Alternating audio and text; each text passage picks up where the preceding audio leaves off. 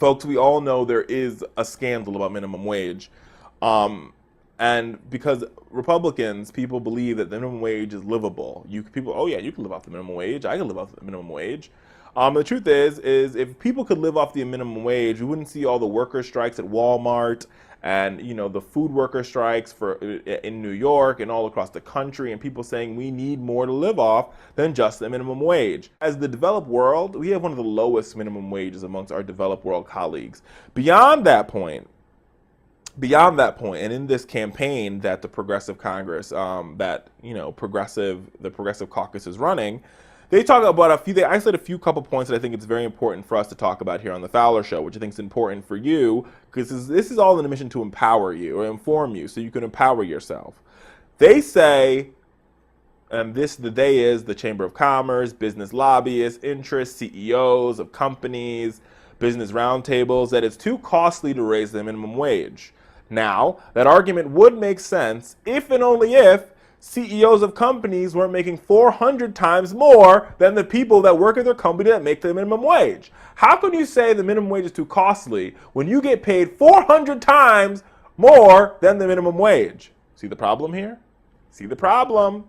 Additionally, taxpayers are picking up the tab. So, companies talk about the fact they pay too much taxes. Rich people, who are probably CEOs, say their tax rate is too high.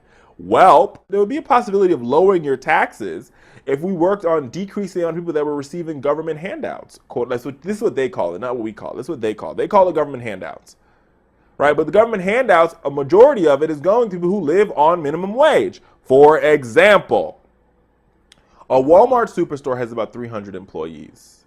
Those 300 employees, all working on the minimum wage, suck up or eat up or are eligible for $1 million in government transfer payments, i.e. welfare, WIC, Section 8 housing, childcare subsidies. $1 million, meaning if you paid them more, we could probably get $1 million back. And for all the super Walmarts that are out there in this country, think about if you got $1 million went back into the federal coffers for every single super Walmart. How well we'll be doing as a country and how much work we'll be able to do, how many bridges we'll be able to rebuild. You see where I'm going with this? And I think beyond that point, the other point out there that's very important to note is that 76% of Americans live paycheck to paycheck. If we want to have true and real prosperity in this country, we have got to find a way to make sure that there's an equality in wages, because let me tell you something. I said this last, I'll say it again. When the middle class and the working class are making more money, the upper class and the 1% is making more money. This is a benefits all across the board, 365 degrees. Too bad they're too ignorant to see it.